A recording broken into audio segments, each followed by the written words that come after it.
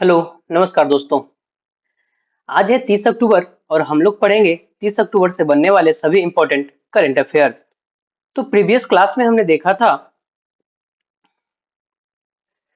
कि किस शहर को हाल ही में जारी एयर क्वालिटी इंडेक्स 2025 के अनुसार भारत का सबसे साफ शहर घोषित किया गया। तो ये शिलोंग है। कौन सा देश पहली बार Asia Pacific accident investigation group की बैठक आयोजित कर रहा है? तो ये भारत है। किसे मरणोपरांत भारत के सर्वोच्च वैज्ञानिक सम्मान विज्ञान रत्न पुरस्कार से सम्मानित किया गया? तो जयंत विष्णु नार्लिकर। इच्छा मृत्यु को वैध बनाने वाला पहला लैटिन अमेरिकी देश हाल ही में कौन सा बन गया है? तो ये हो गया उरुग्वे। दुनिया के सबसे उम्रदराज शासक पॉल बिया ने फिर से किस देश के राष्ट्रपति का चुनाव जीता? तो ये है कैमरून। किस आईएनएस ने भारत मॉरिशस का 18वां संयुक्त हाइड्रोग्राफिक सर्वेक्षण पूरा किया? तो आईएनएस सतलज। अंतर्राष्ट्रीय नृत्य और संगीत महोत्सव उद्भव 2025 का आयोजन किस शहर में किया जा रहा है? तो यह है ग्वालियर।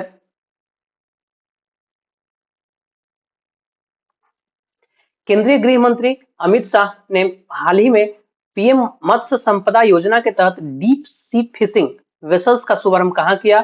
तो मुंबई में। इंडो पैसिफिक रीजनल डायलॉग का आयोजन कहां किया जा रहा है? नई Delhi. International solar alliance assembly का कौन सा सेशन 27 से 30 अक्टूबर 2025 तक नई दिल्ली के भारत मंडपम में शुरू हुआ? तो 8वां सेशन था उसका। 2025 Asia Pacific economic cooperation summit का होस्ट कौन सा देश कर रहा है? तो यह है दक्षिण कोरिया।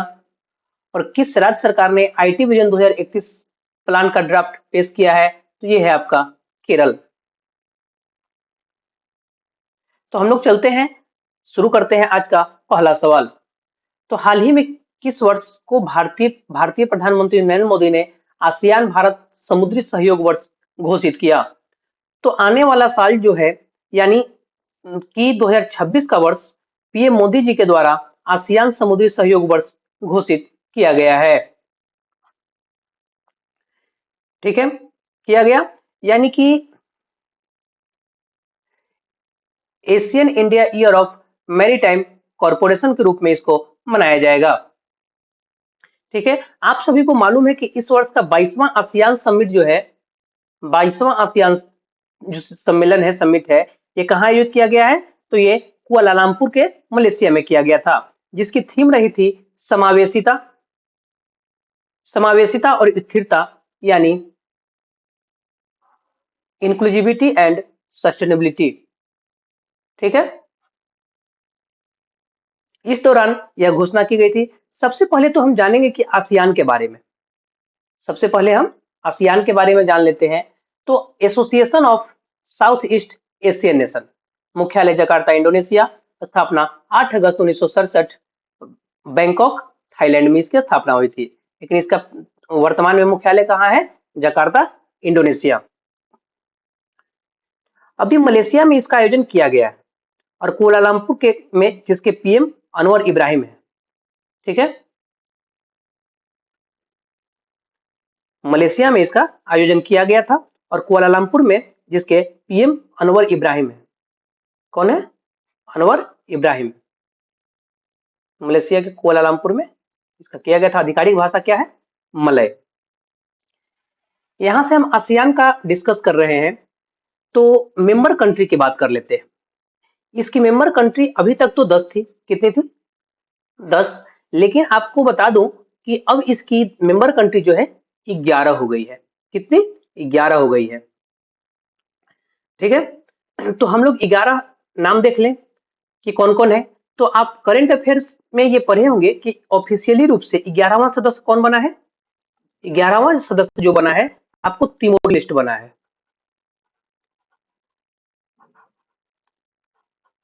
तिमोर लिस्ट या ईस्ट तिमोर इसको कह सकते हैं आप। ठीक है, तो एडिशनल तौर पर आपको ये भी हम बता दें कि 10 कौन कौन है। तो Myanmar, Myanmar, Thailand, Laos, Cambodia, Vietnam, Malaysia, Singapore, Brunei, Indonesia और फिलीपींस। अगर आप इस तरह से मैप के थ्रू याद कीजिएगा तो आपको आसानी से याद हो जाएगा। यानी सबसे पहले म्यांमार, फिर थाईलैंड, लाओस, कंबोडिया, वियतनाम, जैसे जैसे मैप में है, मलेशिया, सिंगापुर, ब्रुनेई, इंडोनेशिया और फिलीपींस। तो 10 ये हो गए और एक आपको ये हो गए तिमोर लेस्ट, टोटल हो गए 11। ठीक है, अब हम लोग अगर ऑप्शन की बात कर ले, अदर ऑप्शन की बात करें तो 2027 जो है, इसका टारगेट ईयर है कि भारत का फैलेरिया से मुक्ति दिलाना। भारत को फलेरिया से मुक्ति दिलाने का इसका जो टारगेट है 2027 तक है। ठीक है, इसके अलावा अगर रिलेट करेंगे तो भारत का पहला मानव युक्त मिशन, जिसका नाम क्या है, गगनयान। गगनयान भारत का पहला मानव युक्त मिशन, इसको 2027 तक लॉन्च किया जाना है। अगर 2035 की बात करें हम, तो इसरो द्वारा, किसके, इसरो द्वारा 2035 तक अपना खुद का स्पेस स्टेशन बनाने का लक्ष्य है। ठीक है, तथा इंसानों को चंद्रमा पर भेजने का लक्ष्य 2040 तक है। 2040 तक इंसानों को चंद्रमा पर भेजने का लक्ष्य है, किसका, इसरो का। अगर 2030 का लक्ष्य देखें, इसका देखें तो भारत मलेरिया मुक्त, ये था 2027 में आपको फलेरिया मुक्त, और 2030 में है मलेरिया मुक्त। ठीक है, और आप तो कुछ इंपॉर्टेंट ईयर याद रख लें। हम लोग चलते हैं नेक्स्ट सेकंड क्वेश्चन पे।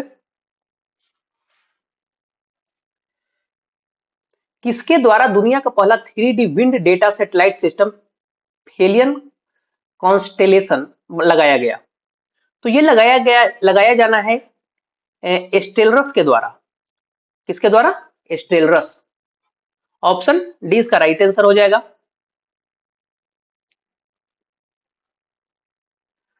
दुनिया का पहला 3D पवन डेटा सैटेलाइट सिस्टम हांगकांग स्थित स्टार्टअप स्टेलरस टेक्नोलॉजी द्वारा विकसित किया जा रहा है। इसे फिलियन तारामंडल नाम दिया गया है। क्या नाम दिया गया है, फिलियन तारामंडल। ठीक है, इस प्रणाली को दुनिया में कहीं भी स्थापित नहीं किया गया है, बल्कि इसे लॉन्च करने की योजना है। यह प्रणाली वैश्विक स्तर पर वायुमंडलीय गतिशीलता को समझने के लिए 3 आयामी हवा के डेटा को कैप्चर करेगी। यह प्रणाली हांगकांग के स्टार्टअप स्टेलरस टेक्नोलॉजी द्वारा बनाई जा रही है। इसका नाम है फिलियन तारामंडल, जो एक चाइनीज पवन देवता के नाम पर रखा गया है। किसके नाम पर, चाइनीज देवता है, उनके नाम पर रखा गया है। यह हवा के 3 आयामी डेटा को कैप्चर करने वाला दुनिया का पहला सैटेलाइट नेटवर्क होगा, और इस प्रणाली के दूरगामी प्रभाव नवीकरणीय ऊर्जा, विमानन सुरक्षा, आपदा प्रबंधन और बीमा मॉडलिंग जैसे क्षेत्रों पर पड़ेंगे। अगर हम ऑप्शन की बात करें, अदर ऑप्शन की बात करें हम, तो नासा, नासा की बात कर लेते हैं। तो यह यूएस की एजेंसी है, स्पेस एजेंसी है। किसकी, यूएसए की स्पेस एजेंसी है, जो नासा का pre fire mission recently launch हुआ है। कौन सा मिशन,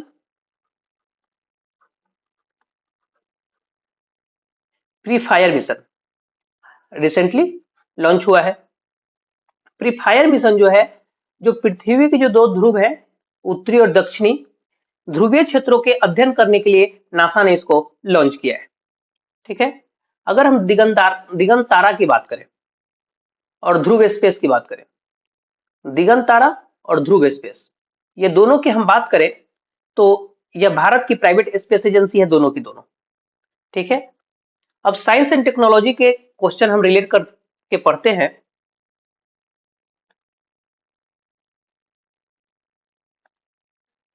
जो हमने भारत की कुछ प्राइवेट कंपनी से हम रिलेट करके देखेंगे कि LEAP-1 किस भारतीय अंतरिक्ष तकनीकी स्टार्टअप का पहला वाणिज्यिक उपग्रह मिशन है?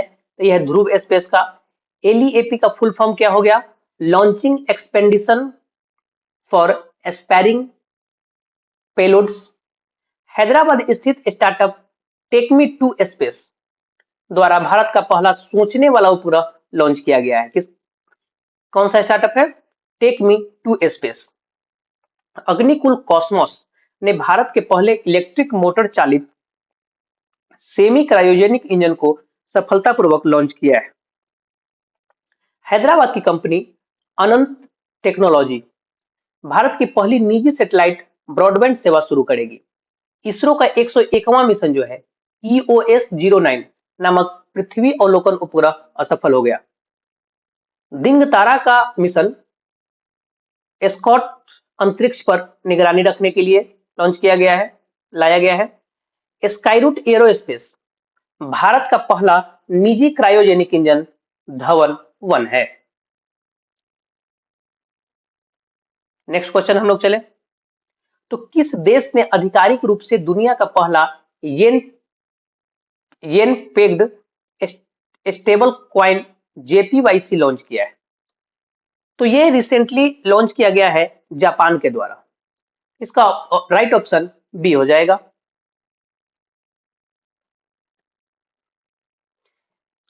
अब देखिए यहाँ पर जो स्टेबलाइज यहाँ पर जो स्टेबल क्वाइन की बात किया जा रहा है, टर्म लिखा हुआ है, ये हम समझ लेते हैं। तो इतना तो समझ में आया है कि येन जो है, येन, ये जो आप येन की बात करें, ये जापान की ऑफिशियल मुद्रा है। जिस तरह से भारत की मुद्रा रुपया है, उसी तरह से ये जापान का येन है। ठीक है, तो जैसे कि मार्केट में बिटकॉइन होती है, जो क्रिप्टो करेंसी होती है, इसका जो वैल्यू है, आप कह सकते हैं कि बहुत ज्यादा फ्लैक्चुएट होता है। कभी एकाएक इसका वैल्यू ऊपर चला जाएगा और कभी एकाएक नीचे चला जाता है। तो ये जो स्टेबल क्वाइन का आप कह सकते हैं कि जो इसकी वैल्यू होती है ना, वह स्थिर रहता है, जिसका इस्तेमाल ट्रेडिंग, सेविंग और इंटरनेशनल पेमेंट होने में किया जाता है। इसका इस्तेमाल किया जाता है। ठीक है, इसका लॉन्च की तारीख कब है? 27 अक्टूबर 2025 को। मुद्रा जापानी येन, जारीकर्ता JPYC और समर्थन जापानी येन और सरकारी बॉन्ड द्वारा इसको समर्थित किया गया है।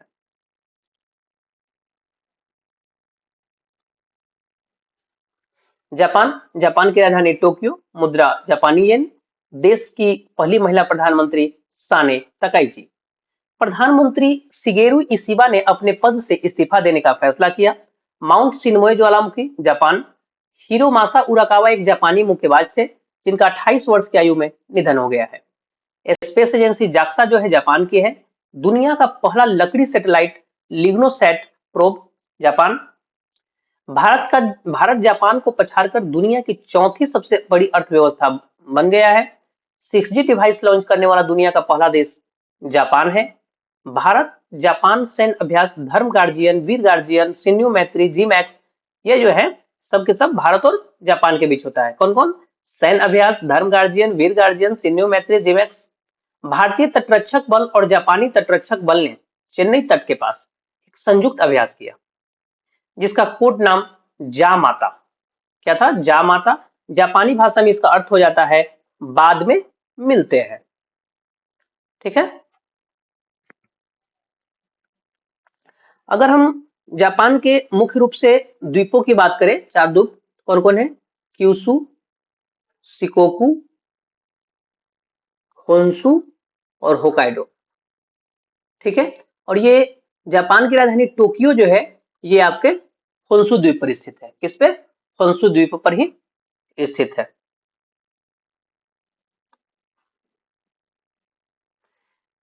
प्रश्न संख्या 4 देखें तो किस देश ने बूरे वेस्टनिक नामक न्यूक्लियर पावर्ड मिसाइल का सफल परीक्षण किया है? तो ये रिसेंटली किया गया है रूस के द्वारा। ऑप्शन सी इसका राइट आंसर हो जाएगा। तो रूस ने अपनी परमाणु ऊर्जा से चलने वाली बूढ़े वेस्टनिक क्रूज मिसाइल का सफल परीक्षण किया। यह किसी भी रक्षा प्रणाली को चमका दे सकती है। परीक्षण के दौरान मिसाइल ने 14,000 किलोमीटर की दूरी तय की थी।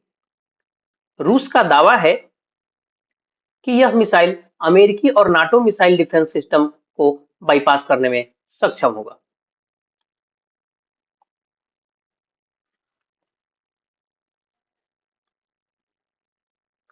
अगर हम ऑप्शन की बात करें तो चाइना की बात कर लेते हैं। तो यहाँ की स्पेस एजेंसी जो है CNSA, CNSA, China National Space Agency, China National Space Administration इसका फुल फॉर्म हो जाता है। यहाँ से आप एक करंट अफेयर रिलेट कर सकते हैं कि चाइना जो है दक्षिणी चीन सागर में 2 किलोमीटर गहराई पर यानी 2000 मीटर 2000 मीटर की गहराई में एक समुद्री अंतरिक्ष स्टेशन बनाने जा रहा है। ठीक है। ईरान की बात कर ले हम तो चामरान 1 ये ईरान की पहली स्वदेशी सैटेलाइट था। क्या? चामरान 1 जो इसने लॉन्च किया है। भारत जो है, भारत का स्पेस एजेंसी इसरो जो मानव युक्त मिशन पर काम कर रहा है, और गगनयान जिसका नाम है क्या? गगनयान, और 2027 तक इसको लॉन्च करने का उम्मीद है। क्वेश्चन नंबर 5 को देखें तो किस देश ने नई दिल्ली में आयोजित कोग्निवेरा अंतरराष्ट्रीय पोलो कप 2025 का खिताब जीता है? तो भारत रिसेंटली में ये जीत लिया है, अपना ही प्यारा भारत। इसका राइट आंसर हो जाएगा ए। दिल्ली के जयपुर पोलो ग्राउंड पर भारत ने अर्जेंटीना को 10-9 से हराकर ऐतिहासिक जीत दर्ज की। वर्ल्ड चैंपियन को हराकर इंडिया ने कोग्निवेरा इंटरनेशनल पोलो कप 2025 अपने नाम किया है।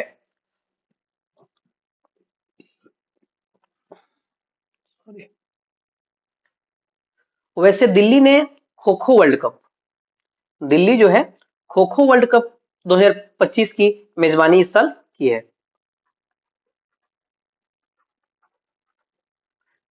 खो खो 2025 की मेजबानी कौन किया है?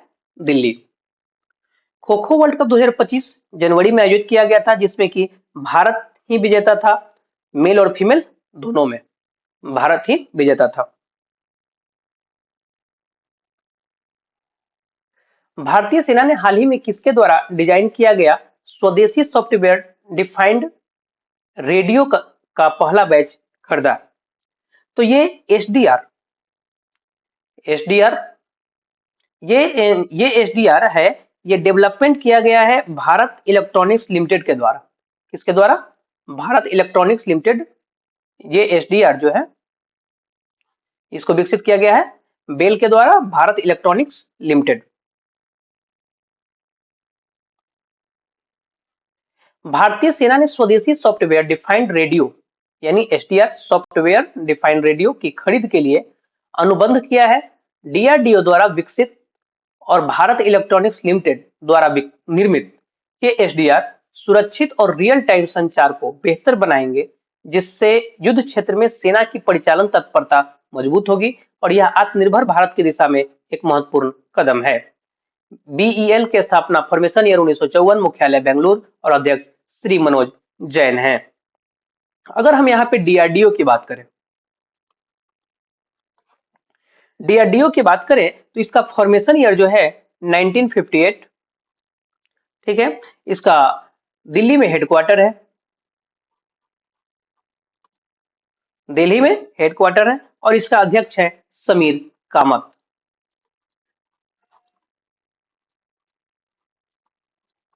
कौन है? समीर कामत। हम अगर ऑप्शन की बात कर ले, अदर ऑप्शन की,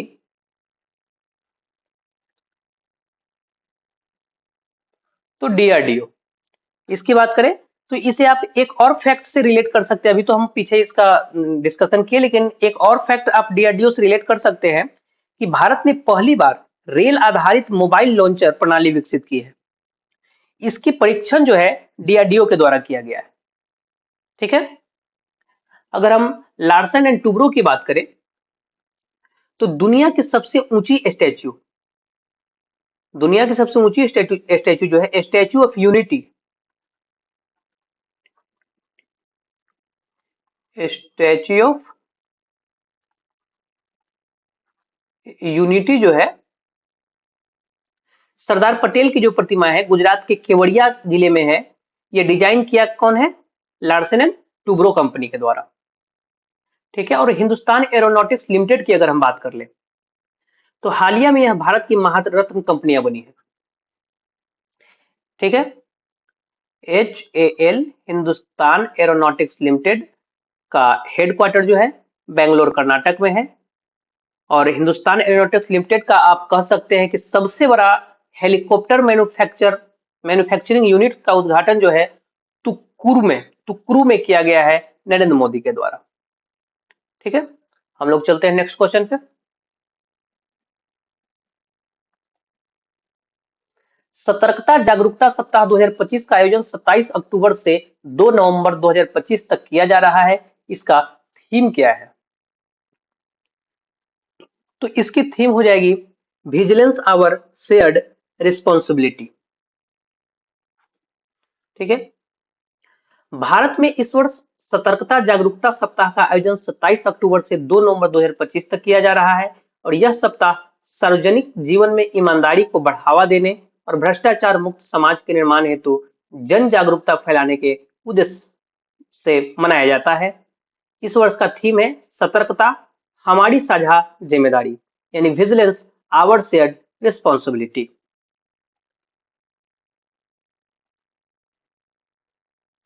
अक्टूबर मंथ के कुछ इंपॉर्टेंट डेट अगर देख लें तो 1 अक्टूबर विश्व अंतर्राष्ट्रीय वरिष्ठ नागरिक दिवस, 2 अक्टूबर गांधी जयंती लाल बहादुर शास्त्री जयंती, 4 अक्टूबर विश्व पशु संरक्षण दिवस, 6 अक्टूबर यानी अक्टूबर के पहले सोमवार विश्व पर्यावास दिवस, भारतीय वायुसेना दिवस 8 अक्टूबर को, विश्व मानसिक दिवस 10 अक्टूबर, विश्व डाक दिवस 9 अक्टूबर, अंतर्राष्ट्रीय बालिका दिवस 11 अक्टूबर, आपदा जोखिम न्यूनीकरण के लिए अंतर्राष्ट्रीय दिवस 13 अक्टूबर, विश्व खाद्य दिवस 16 अक्टूबर, विश्व सांख्यिकी दिवस 20 अक्टूबर, अंतर्राष्ट्रीय हिम तेंदुआ दिवस 23 अक्टूबर, संयुक्त राष्ट्र दिवस 24 अक्टूबर और world audio visual heritage day 27 अक्टूबर को मनाया जाता है।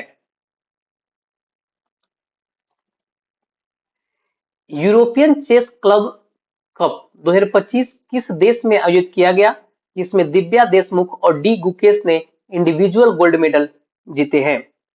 तो ये इन्होंने जीते हैं कहां? ग्रीस में। ग्रीस में इसका आयोजन किया गया था। रोड्स ग्रीस में आयोजित 40वां यूरोपीय शतरंज क्लब कप 2025 में भारतीय खिलाड़ियों ने ऐतिहासिक प्रदर्शन के साथ रिकॉर्ड कायम किया, जिसमें दिव्या देशमुख और डी गुकेश ने इंडिविजुअल गोल्ड मेडल जीता है। दिव्या देशमुख वही है जो फीडे शतरंज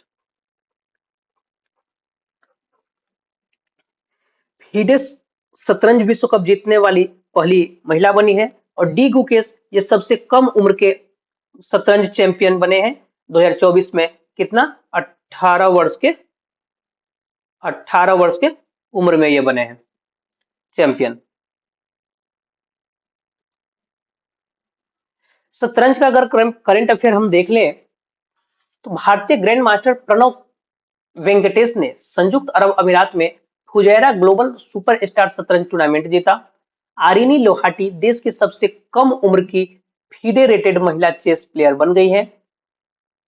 फीडे महिला शतरंज विश्व कप जीतने वाली पहली भारतीय महिला कौन बनी? Divya Deshmukh. FIDE world cup 2025 की मेजबानी कौन सा देश कर रहा है? तो ये भारत। पहले शतरंज ई स्पोर्ट्स विश्व कप का आयोजन किस देश में किया गया है, जिसका खिताब मैग्नस कार्लसन ने जीता? सऊदी अरब में। हाल ही में भारत ने के 89वें ग्रैंड मास्टर कौन बने? रोहित कृष्णा। किसने हाल ही में आयोजित नॉर्वे शतरंज 2025 का खिताब जीता? Magnus Carlsen. पेरिस में फ्री स्टाइल शतरंज ग्रैंड स्लैम 2025 का खिताब किसने जीता? Magnus Carlsen.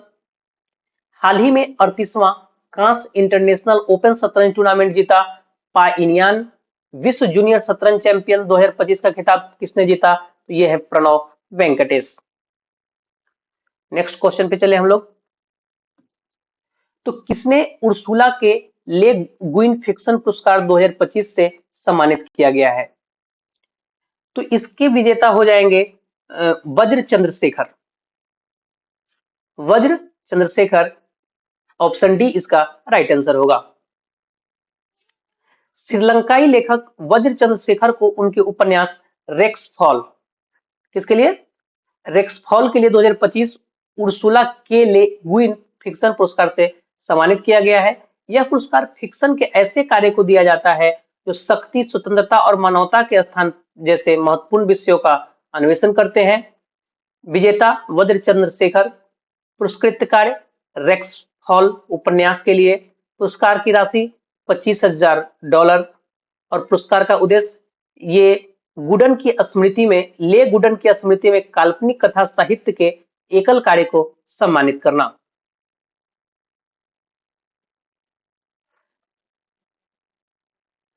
अगर हम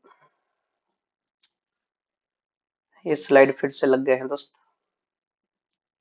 रिसेंटली अवार्ड की हम बात कर लें। रिसेंट अवार्ड की बात करें तो अडानी इंटरनेशनल स्कूल के छात्र आहान रितेश प्रजापति ने प्रतिष्ठित क्रेस्ट गोल्ड अवार्ड जीता। फ्रेंड डारिंगटन और सेंट मास्टर पुरस्कार पाने वाले पहले भारतीय Sudarshan Pattnaik. 2025 young champion of the earth Jinali Modi. Dada Phalke Dada Sahab Phalke award 2023 Mohanlal. मरणोपरांत TV Narasimha Rao award doctor Manmohan Singh. Professor VK Gokak पुरस्कार आनंद बी पाटिल। वैश्विक पर्यटन पुरस्कार 2025 आंध्र प्रदेश पर्यटन। 2025 का चिंथा रविंद्रन पुरस्कार शरण कुमार लिम्बावे को मिला। रूस का दोस्तोयेवस्की स्टार पुरस्कार जावेद अख्तर को मिला। 59वीं ज्ञानपीठ अवार्ड पुरस्कार विनोद कुमार शुक्ल को मिला। 2025 का स्टॉकहोम जल पुरस्कार गुटर ब्लोसल। संगीता कलानिधि पुरस्कार 2025 आर के राम कुमार। लता दीनानाथ मंगेशकर पुरस्कार कुमार मंगलम बिरला। सम्मान विज्ञान रत्न जयंत विष्णु नार्लिकर। पाटा गोल्ड केरल। सरस्वती सम्मान भद्रेश दास। पेन ट्रांसलेट पुरस्कार गीतांजलि श्री। कलिंग रत्न पुरस्कार धर्मेंद्र प्रधान। पेन प्रिंटर पुरस्कार लीला बुलेला। प्रीतधर पुरस्कार लिउ जियाकुन और एबल पुरस्कार मसाकी कासेवारा। कोविड-19 के दौरान परोपकारी कार्यों के लिए किस अभिनेता को सम्मानित किया गया? तो सोनू सूद को। 2025 का विश्व खाद्य पुरस्कार जीतने वाली मारियांगेला हंगरिया किस देश से संबंधित है? ब्राजील से। कृषि मीडिया पुरस्कार 2025 अमसी प्रसन्न कुमार। ब्रिटिश एकेडमी पुरस्कार 2025 सुनील अमृत। सखारोव पुरस्कार बेलारूस के आंद्रेज पोजोबूत और जॉर्जिया के मिजिया अमाग्लोबेली। हम लोग चले नेक्स्ट क्वेश्चन पे।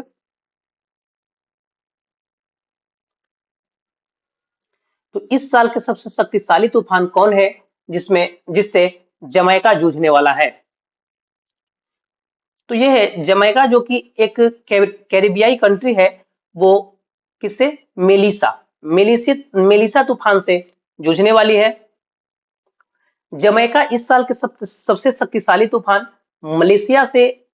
मेलिसा से जूझने वाला है। यह तूफान वर्तमान में 175 मील प्रति घंटे की रफ्तार से चल रहा है और इसके बाद ही यह कैटेगरी 5 तूफान बन गया। इसके बाद यह आप पढ़े होंगे कि तूफान जो होता रहता है 5 कैटेगरियों में चलता है। 5 तरह के होते हैं जिसमें ये कैटेगरी 5 का है। तो कैटेगरी 5 को हरिकेन की सबसे खतरनाक श्रेणी माना जाता है। कैटेगरी 5 को इसमें हवा की रफ्तार 252 किलोमीटर प्रति घंटा या 157 मील प्रति घंटा से अधिक होती है। समुद्र में ऊंची लहरें और तूफानी ज्वार कई मीटर ऊंचाई तक पहुंच सकते हैं, जिससे तटीय इलाकों में भारी बाढ़ आ जाती है। अगर चक्रवात और तूफान के करंट अफेयर की बात हम कर लें तो हाल ही में चर्चा में आए चक्रवात मोथा का नाम किस देश ने सुझाया था? ये थाईलैंड। अक्टूबर 2025 में अरब सागर में बने चक्रवात शक्ति का नामकरण किस देश ने किया? श्रीलंका। सुपर टाइफून रागासा ने ताइवान, हांगकांग, फिलीपींस और दक्षिण चीन में भारी बाढ़ और बुनियादी ढांचे को नुकसान पहुंचाया। तूफान पोडुल जो है ताइवान में भारी तबाही मचाई, जिसका नामकरण उत्तर कोरिया ने किया था। बंगाल की खाड़ी से उठे चक्रवाती तूफान रेमन बंगाल के तटों से टकराया। मार्च 2025 में ऑस्ट्रेलिया में आए उष्णकटिबंधीय चक्रवात अल्फ्रेड से भारी तबाही हुई। भारत ने तूफान यागी से प्रभावित देशों जैसे म्यांमार को, लाओस, वियतनाम में मानवीय सहायता प्रदान करने के लिए ऑपरेशन सद्भाव शुरू किया था। चर्चे में रहा टाइफून कैथोन नामक तूफान ने ताइवान में तबाही मचाई।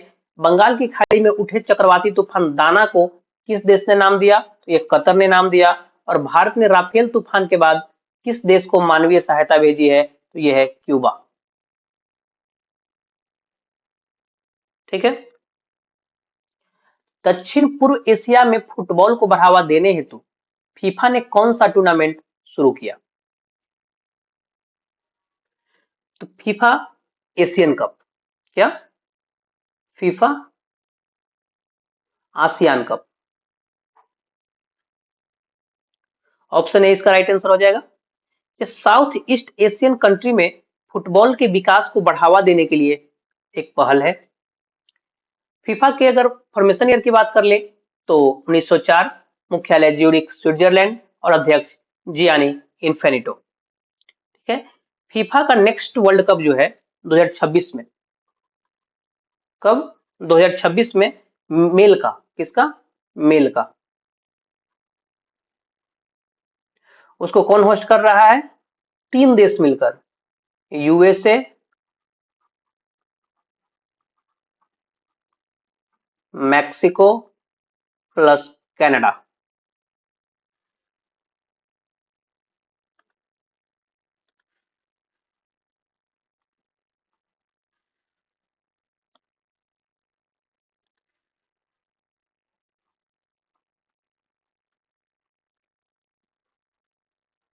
ठीक है, कनाडा होस्ट कर रहा है। अगर इसी के हम फीमेल की बात कर ले तो वो 2027 में होगा। फीमेल, उसको होस्ट कौन कर रहा है? तो उसको होस्ट कर रहा है ब्राजील। फर्स्ट टाइम कर रहा है उस होस्ट।